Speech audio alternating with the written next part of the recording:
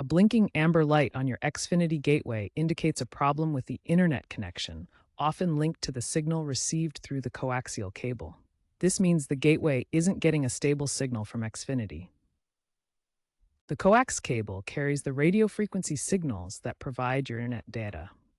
Therefore, checking the coax connection is a crucial first step. Inspect all coax cables connected to your gateway and wall outlets. Ensure they are finger-tight and free from damage like kinks or corrosion.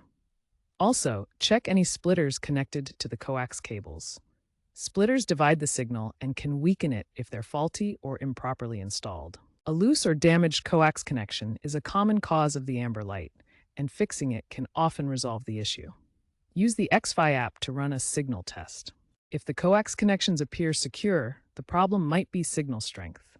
Use the Xfinity Xfi app or access the Gateway admin panel at 10.0.1 to check your signal strength. Optimal downstream signals should be between -15 and +15 dBm vol, and upstream signal between 35 and 55 dBm vols.